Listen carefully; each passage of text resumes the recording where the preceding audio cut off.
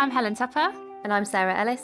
And you're listening to the Squiggly Careers podcast, where each week Sarah and I talk about a different topic to do with work and discuss practical ideas and actions to help you find your way through our increasingly squiggly world of work. And today we're going to be talking about the topic of self-belief. But before we get started, we just wanted to let you know about a podcast that Sarah and I both love. And the host is a previous guest on Squiggly Careers, and they are actually back with their 6th series, and that is the Secret Leaders podcast. So it's hosted by Dan Murray Serter, and he's going to be joined in this 6th series by lots and lots of different people, including the Monty Python founder and actor John Cleese. He's going to be talking to Dan about the importance of creativity. There's also the co-founder of WeTransfer, a business that we use all the time, Damien Bradfield. He's going to be on there, and he's going to be talking about his mental health as an entrepreneur. So I'm really interested in that one. Secret Leaders, if you've not listened to it before, it's a really great podcast if you like to get the inside stories on businesses and how they start and scale and sometimes fail. I think Dan really gets to sort of the truth of some of those conversations. So if that is something that you might find interesting, you can find Secret Leaders everywhere you find your podcast. Wherever you find Squiggly, you will find Secret Leaders. And actually, one more thing, Sarah, if you don't mind. We've also got, I've got all these updates to everybody. There are 2 things that sort of go around this podcast. So if you're a regular listener and you think, oh, I'd like a bit more Squiggly Careers, if, 1 episode a week isn't enough for you, we also have Pod Plus. That is a weekly session that we run. It's every Thursday morning at 9 o'clock. It is free. It's 30 minutes. It's on Zoom. And either Sarah or myself, and occasionally both of us, we are on that and we go deeper into some of the topics that we've talked about. So obviously this week it will be on self-belief, and we'll talk about models, and there's a lovely community of people that are in that session every week and share other resources that they might find helpful. So if you're passionate about this particular topic and maybe you want to connect with some other Squiggly Careers listeners and learners, that's a great place to kind of join us. You can find all the details for that at www.amazingiflearning.com, and I'll put the link to it in the show notes of this podcast. And we've also just launched one other thing, which is Pod Notes. I don't know, we're about 185 episodes now, Sarah. It's quite a few. We know that even if you have listened to all of those, that you might not remember all of the insights and actions that we shared in them. So we've started to produce Pod Notes, and they are summaries of previous podcasts of some of the key actions that we recommend. You can find all of those on Instagram. We post one every week. It's normally on a Sunday or a Monday. Just go to @AmazingIf on Instagram, and you'll be able to start catching up with past podcasts using the Pod Notes. And so today we're going to be talking about a big topic, self-belief, and we might end up coming back to this topic if there's more we want to explore, and we'll see what your feedback is. But we thought it feels like it's a really good accompanying episode to last week's on beginner's mindset, and it was really kind of prompted by us thinking a bit about what are the things that people particularly need help with right now. And we asked our Instagram community, how many people struggle with self-belief? Does that feel particularly relevant right now?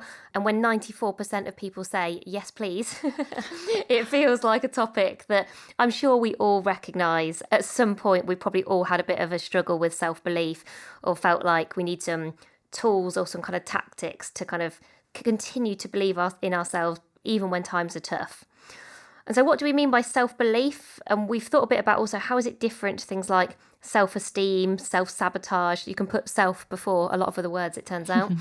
So we think self-belief is about your trust in your ability to achieve what you set out to do. So kind of the belief in what you can do. Self-esteem, I think, is more about kind of belief in who you are, that you're enough, that you're good enough, and kind of how we feel about ourselves. More about a feeling. I think self-belief perhaps is sometimes more about what we do. Perhaps self-esteem is more about kind of who you are. And then self-sabotage, which Emma Gannon has just written a brilliant book about, is really about getting in your own way.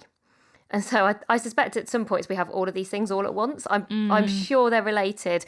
I don't think we've dug deep enough in the research yet to find anything that's necessarily proved those connections. But intuitively, I think probably when you struggle with self-esteem, you probably impacts your self-belief, and maybe that makes you more likely to self-sabotage. But I think what we're really hoping to do today is think about what are both not only kind of the benefits of self-belief, but also what can you practically do to kind of build your belief day in, day out, kind of that belief in yourself. And when we do that, that's when we feel better about ourselves. We kind of trust in what we can achieve. I think it gives you more grit generally.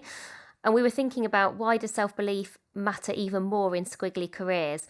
There's lots of reasons, but particularly we're doing even more of things we've not done before. So we talked last week about beginner's mindset. We've been talking about reskilling, upskilling, so much learning happening that I think you kind of need that self-belief. You need that confidence to kind of navigate your way through what is often quite an uncomfortable process. We're naturally wired to learn, but that doesn't always mean it's easy. And I think when there's more out of your control, and I do think in squiggly careers there's more out of our control, and probably particularly in 2020 than ever before, self-belief becomes one of your career constants. It becomes something that's about you, that you can control and you can keep coming back to. So I think it's so critical for us all right now. And as we're coming to the end of 2020, I feel like we all need a bit of a shot of self-belief to get us through to the end of the year and to start 2021, so that it's not like 2020, essentially. Yeah, I agree. I think I counted, there are, as we're recording this, you're going to scare me. 7 weeks left for the rest of the year. Ooh. So I was thinking, okay, so what do I want to achieve in that time? I might apply, to your point, I might boost my self-belief for those 7 weeks with some of the things that we're going to talk about now, but also think about how I can go into next year with my kind of belief built up as much as it could be. So how are we going to do this? We're going to talk about two different things. The first thing we're going to do is talk about some sources of self-belief, and that's going to be based on the work of someone called Albert Bandura, who's done quite a lot of research, and we'll share some of his articles if you want to go into it a bit more deeply. But we're going to talk through 4 different sources of self-belief, share some examples to bring it to life, and also a few coach yourself questions that might help you reflect on those a bit more. And then when we asked our Instagram community for how they felt about self-belief, we also asked them for some of the biggest barriers to self-belief. And they were things like managers, past experience, maybe getting a lack of feedback or support from other people. So we do just want to share a few quick ideas for actions on some of those most common barriers to self-belief as well. So you're going to get the boosters and the barriers. Shall I go first, Sarah? Go for it. Okay, so the first booster and source of your self-belief that came from Bandura's work was the idea of engaging in learning experiences. So this is about us putting ourselves into a stretching situation, so something that you might not have done before, or something that you might have done before but you're going to do it in a slightly different way. So it's got that kind of stretch. And what happens when we proactively engage in those learning experiences is we teach ourselves new skills, and that gives us confidence. It gives us confidence in our ability to go into the unknown, and that's one of the things that can sort of boost your belief. And back to Sarah's point about 2020 and squiggly careers, giving ourselves confidence that we can go into the unknown helps us to do it again in the future and sort of maybe lean into that stuff a bit more rather than lean away and avoid it. And I was thinking of an example for us, Sarah, see if you could think of another one. But I was like, what learning experiences have we had this year? What's kind of been a big challenge or a big way we've had to teach ourselves new skills? And I think it's like the pivot of our business. I mean, that's been a massive thing for us this year. You've gone small then with your example. I know. I could do something that was, last week I learned this new app. No. We pivoted our business. But we had to take our business, which, outside of this podcast, we work with organisations on career development programmes, and until February this year that was all in person in offices and with people, and we've had to move it entirely to virtual, and that's been like a really big shift on all kinds of ways in order to do that. What that has given me is so much more self-belief in our ability to adapt into actually like running a business. I kind of think, do you know what, whatever happens with the business, I have more self-belief that we and me will be able to respond to it really positively. So it's definitely helped me. Have you got any others, Sarah, that might not be so big? I was thinking more about how we share some of our ideas during our workshops. So we've always used an app called Paper. And so we draw in our workshops. And I think one of the things that we've both incrementally got better at this year is visualising our ideas, how we communicate in our workshops, and being really mindful of the fact that as it's virtual, you can't always see the fact that someone in a room is struggling or is stuck. And I miss that. I miss being able to see, you can just tell sometimes that someone could do with a bit of a chat during the coffee break and those kind of things. And so we need to make sure that our workshops work even harder, that they have the clarity of the ideas that we're trying to communicate. And that's what I think we've also learnt this year, is to just keep improving, those drawings, those communication. And actually every time we do a workshop, we say, well, what would be even better if, or, I'm not sure we got that one quite right. And so I'm really proud of how we just keep on developing, keep making things even better. And we looked at some of our sessions that we ran at the very start of the first lockdown here in the UK and what our sessions look like now. And I think we thought we were doing a pretty decent job at the start of lockdown, but I feel like we've actually moved quite a long way in quite a short space of time. So a bit of a different example, but more about kind of how we share our ideas. I like that one. I agree. So our coach yourself question on this one then for learning experiences is just to think about what is going to be your learning experience in the next 6 months. So have a think about what's something that might feel challenging and that might teach yourself new skills. And it's all about being proactive and conscious in creating that experience for yourself. So the second area that helps you to build self-belief is borrowing belief from others. And I think it's really important to say that one of the things that can get in the way of our belief is comparison. So that's not what we're talking about here. Is we're not talking about saying, let's look at other people and not feel good about ourselves. This is really about feeling inspired by positive role models, some of whom you might already know, or some of whom you just might kind of watch, read, or listen to. And they're people who kind of give you belief. You're kind of borrowing belief from them. It injects a bit of belief for yourself. So whether that's because you've got kind of empathy with that person, perhaps you've got shared experiences, perhaps you've been in a similar industry. I was saying to Helen before we started recording, I really remember the moment where I saw a lady called Cilla Snowball present for the first time, and she was on a really big stage, and she's Dame Cilla Snowball to give her full title now. I remember hearing her talk and probably for the first time feeling like, oh wow, well, Cilla's done these amazing things, and she's talking to me in a way that I understand. There was some sense of connection that I think I just got from listening to her. And I think I just borrowed some belief. And I think I had more belief in myself literally the day I walked out of the door. And I know that's kind of one of those slightly cliche, like, I had an aha moment. I was enlightened. Yeah, doo-doo, and like some sort of sound that should go alongside that. But I just remember going, okay, almost maybe I've been limiting myself, and maybe I should kind of think a bit bigger and be a bit more ambitious in what I'm thinking about, what I want to do and what I can achieve. And I think that was a real pivotal moment for me, and it showed me kind of what difference spending time with the right people who you can borrow belief can make. And I didn't know Cilla at that time, I do now, and you perhaps heard her on our podcast episode for International Women's Week that we did earlier this year. At that time, it was just me listening to somebody that I'd never heard talk before and just going, oh wow, it just made a real difference to me. Who would be an example for you, Helen? I think, there's quite a few. Sabrina Cohen-Hatton. So she is a leading British female firefighter. Her life experience is amazing. But in terms of why I would borrow some belief, I also see a working mum that manages lots of different things. And sometimes I think, how could I be more like Sabrina? And I think, she's calm and she's consistent and she helps other people and she's clear. And I think, I'll just focus on that. Or also someone like Holly Tucker. And I'm saying these are obviously big people. If I compared myself to them, I'd definitely probably not feel great about myself. But it's really not about comparison. I just look at Holly, for example, and I see her running a small business and supporting other small businesses and creating positivity. And I think, I could do a bit of that. I think that's possible. I can see how one person can make a big impact through their words and their work, and I can do that too. And so, they'd be two people for me. And so a good coach yourself question here is, how are you staying connected to all of the people who can inspire you and who you can borrow belief from? And you don't need to know all of those people, but are you spending just enough time with those people virtually, whether it's watching a TED Talk, reading articles, conversations one-to-one. Actually, on that note, I had a cup of tea and a TED Talk. I've got a new ritual about tea and TED Talks, and I was watching one that was called the Anti-CEO Playbook.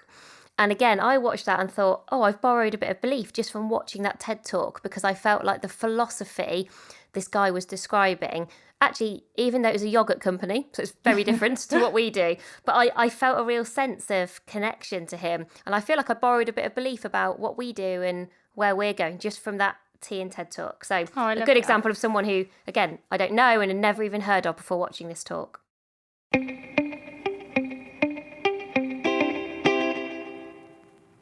So our third idea to boost your belief is all about getting positive feedback. So the research, and I think it's also quite intuitive, says that when people share insights about our impact with us. So Sarah may be saying to me, oh, last week I thought it was really great when you did this and it had this impact on me or on other people, maybe she observed it. That is a way that can boost our belief, and it increases our self-perception and our ability to succeed when we have that. Now, I would say I don't think you want to be too reliant on this. If your belief is reliant on other people thinking you're doing a good job, I think that can be a bit dangerous because you haven't got it within yourself. So I think this is part of the mix, not the only thing that you would want, but it is useful to think about who are you getting some positive impact-based feedback from? And if you're not getting it at the moment, there are questions that you can ask so you can get more of it. So, for example, the Coach Yourself question that we've got for you on this one is, who could you ask for 3 words to describe you at your best? And this could be a colleague, it could be a friend, maybe it's your manager, but just say to them, I'm doing a bit of end of year feedback, I'm gathering some different insights. I'd love to get 3 words from you of when you see me at my best, or 3 words for when you see me at the most impact. And they might say, presenting, listening, creating, whatever it is. That sort of insight can really help you with your self-understanding and awareness, and also to build your belief. What's one way, Sarah, that you get sort of your positive feedback into you building your belief? Well, we're lucky in some ways that the podcast and the book that we've written are out in the world for everybody to review and to critique. And everyone has obviously different views about how useful that is, but we are fortunate that people do leave us positive book reviews, they do leave us positive podcast reviews. And for us, when you do a podcast, it's a sort of, and when you write a book, it's a weird reality of, it's quite a kind of lonely, quite a solo task in many ways, or kind of there's only you and I a lot of the time. And then it goes out to the wider world. And it's a way of that, us getting strengths-based feedback. Like, I'm always fascinated with when people are feeding back on the book in particular, which are the bits that people remember, what sticks with people, what are the exercises that people really love, because that gives me the self-belief that what we do is useful, is helpful, that people are taking action. And I think, and I want to do more of that. I suspect there's a really strong link as well between kind of self-belief and strengths, so kind of asking for the strengths-based feedback, kind of using our strengths, and then that all kind of being positively reinforced, I think is really helpful. But even just asking your manager, where am I most useful in the team at the moment? Or where do you see me having the most positive impact in the team? Or I could ask, Helen on a project and say, we're now on 185 episodes of the podcast. Where do you think I'm most useful in terms of our podcast that we produce? And number 4 is about the connection between self-care and self-belief. So it's really hard to have self-belief, I think, if you also aren't kind of looking after yourself more broadly. And there is an old article, which I think has some kind of old language in, but is actually really useful. It kind of describes this idea of being a corporate athlete, which is not a phrase that I love, but the actual sentiment of what that article is talking about, which is that we all need to kind of manage the physical, spiritual, whatever spiritual means to you, emotional and mental health for ourselves. And this was probably written before kind of mental health was talked about as openly or as kind of practically as it kind of it is now. I think it is kind of worth a read if you kind of have some spare time. And it's really thinking about, our self-belief is not just about the work that we do. I think if you're just feeling better, just generally kind of about yourself, probably back to that point about self-esteem and self-belief coming together, then actually your ability to kind of have belief in yourself just stays more consistent, and you're probably more able to cope when the uncertainty comes your way or things do kind of go slightly off track. Helen and I were both thinking about this and kind of what self-care looks like for us. And, this year, more important than ever, clearly, because we're all inside and we've got different restrictions in terms of how we're all working. And the thing that I've really started doing, I've really tried to make a commitment to at least 3 or 4 days of the week going for a walk in like daylight, as in during the day. It sounds ridiculous that sometimes it's hard to give yourself permission to do that. But I think every time I do, it just gives me that kind of boost. Kind of you come back and you feel better. And then you probably believe in yourself that little bit more for whatever task it is that you have to go on to do next. Mine would be my self-care is getting on an exercise bike and singing really loudly and badly to music while I just kind of get out. I get out of my day before I move on to whatever's next. One example of how you could do this, so really practically, that actually we've done in a few of our workshops recently, is write down 3 or 4 simple pleasures that make you smile. And then think about each of those simple pleasures. And if you were to red, amber, green them in terms of whether you're prioritising them right now, what colour would they be? And what would it take to make them all, maybe not green, but at least green or amber? So whether it's a simple pleasure of going to get a nice coffee or going for a walk or getting on your bike like Helen described, I think sometimes being really practical about what self-care means to you can be really useful. So our Coach Yourself question here is about how do you restore and re-energise your emotional health so you put yourself in your best position possible to build your self-belief. So just to summarise then, those 4 sources of self-belief that hopefully you can use practically to boost your belief. The first one is about learning experiences. The second one was borrowed belief. Number 3 was about getting positive feedback. And number 4 was about investing in your self-care. And then for the last 5 minutes or so, we just wanted to give you some quick ideas for actions for some very specific barriers that our community, so hundreds of people, shared these with us. So we're thinking that it's quite reflective for the thousands of listeners as well. And we'll just talk about each one. There are 4 different barriers to belief that came up and an idea for action for you for each one. So Sarah, shall I go with the first one? Go for it. So the first barrier to self-belief that came up from our community was the bad manager, the manager who might criticise you or even is quite distant, or for whatever reason they demotivate you and they're just a barrier to you feeling like you believe in yourself and you've got the ability to do the things that you want to get done. And so the idea for action here, and I'm sharing it as somebody who has had one of these managers, the idea for action here is you can't change them. So first of all, this might not be about you. Know that in your mind. Stop thinking this is about you and what you're doing, because it could be about them and where they're coming from and what they're going through.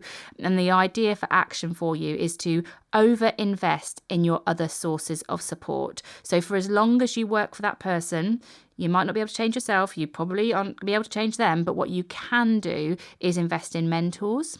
So people who might give you advice and wisdom and perspective. You can reconnect with old managers. So it's unlikely you've only had bad managers. There'll be some people that helped you with your belief in the past, and spend some time with them, and it can give you a sense of perspective. And it can just get you through what I know and have experienced myself can be a really difficult time for your own belief. So the second thing that can get in the way of your belief is damaging past experiences. So this is based on facts. So when things have gone wrong, so whether you've perhaps been made redundant, maybe you've even been kind of bullied at work, or basically a bad experience that impacts your belief in yourself. You know, we always remember those because those things are often really hard. And so they kind of stay top of mind and can kind of continually get in our way, which is really understandable. I think one thing that can really help here is make sure that you're recording, reflecting, and if you can, sort of sharing all of your very small successes. So some people do this, I know, by having like a file in your inbox where, you know, if you get like positive emails from people or really good feedback, you put it all in the same place. So that can be useful. I think perhaps what's something that you can definitely control for yourself is reflecting on your own very small successes. So not just kind of relying on other people to let you know when things have gone well, but actually kind of day to day keeping a record of all the things that are going well, of kind of the positive progress that you're making. Because sometimes when you get to Friday and you're like, I don't think I've done anything good this week. Yeah. Or like, we had a tough week last week, I think it's fair to say. And we did get to the Friday and we did this. We were going, we must have had a success somewhere along the way. Like what went really well? And it did take us both a moment, because it was so easy in that moment to remember the hard things, the things that have been tough, things that have been challenging. But it was so useful to kind of go, oh, well, actually, this thing did go well. And it's funny, the minute we both unlocked one example, we could then come up with a couple of others. So I do this intermittently. So this is not something I commit to week in, week out. I actually do this the most when my belief feels like it's perhaps on a bit of a downward trajectory, or I'm struggling a little bit. Anything you can do to take a moment and think day to day, what are all my very small successes, really helpful. Try and write them down if you can. So the third barrier that came up from everybody was getting a lack of feedback or having feedback that was damaging for their belief. So it was about something they didn't do very well and it didn't make them feel very good about themselves as a result of it. So how can you respond to this? I think you should go back to that point about self-esteem. You know, when Sarah, right at the start of the podcast, talked about the difference between self-esteem and self-belief. If it's really affecting your self-esteem, so your feeling of worth in yourself, that's a slightly different thing of belief. Like these practical actions that we're talking about, you might actually need to kind of go and reflect on some of the things around self-esteem. But if this does feel like something that you can make practical action on, one thing I would suggest is start giving more feedback. So you can sometimes create a positive cycle around yourself if you're giving more positive feedback to other people and you're talking to people about what worked well in this situation, you know, what do you think could be even better if. It starts to become easier for feedback to be given to you. You start to feel more comfortable about giving it to other people. It just gets more frequent and you become less fearful about it. So that would be my first thing. And then the second thing is, and this is something I learned from Microsoft actually, is about reframing the word feedback. And instead of calling it for feedback, think about it as a perspective. Because feedback can feel quite big and quite scary. And if we've had a bad experience with it, there's a lot of emotion behind that word. But if I say to somebody, like if I said to Sarah, "Oh, Sarah, can I just get your perspective on this document?" Or "Can I just get your perspective on how that meeting went?" Then that might feel a bit more comfortable for me to ask, because that word's just got a different sort of emotional connection to it. And Sarah might not think it seems something big and epic. You know, Helen's just asking me for my perspective, which is effectively feedback by another name, but it's just one that maybe isn't so weighted with emotion and past experience. And then the last thing is about caging those pesky confidence gremlins. Now, I'm almost reluctant to do this because I cannot imagine what it's like to listen to them. But our first 10 podcast episodes ever were all about confidence gremlins. If anyone does listen to them, let me know if they're decent or not, if they still make sense, because we might have to re-record them. Oh yeah, we might have to re-record them. But we did try to tackle the most common confidence gremlins with a specific episode for each. So things like not knowing enough, not being good enough, imposter syndrome, all of those classic confidence gremlins that lots of us experience.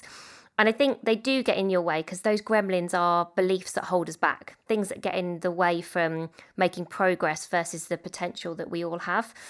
The first step is often about reframing your limiting beliefs to what we describe as limitless beliefs. So there's a kind of a mindset piece that you kind of have to do around confidence. And then there's a skill set. What are the practical actions then that I can take so that those beliefs kind of don't get in my way? So for me, just as one example for you today, my kind of biggest confidence gremlin for a long time was around a kind of fear of conflict. And my limiting belief was, well, if I disagree with people, maybe they won't like me. I won't be able to build a positive relationship with them. It feels like a bad thing. So kind of disagreeing equals kind of badness in some way. And I think once I reframed that into kind of a limitless belief, which was more about actually when we have different points of view, we get to better answers. And when people disagree with me, it's because they respect me enough that they know that they can share a different perspective. I just started from a very different place. And then practically what I started to do was to use questions to be able to be more confident in those kind of more direct, more challenging, and I try to not use the word conflict now actually as part of my kind of reframing. In a more challenging conversation, one of the actions that really helps me is just asking lots of questions and really kind of seeking to understand rather than to get defensive or, because I'm a bit introvert, get a bit quiet or I withdraw a bit from the conversation.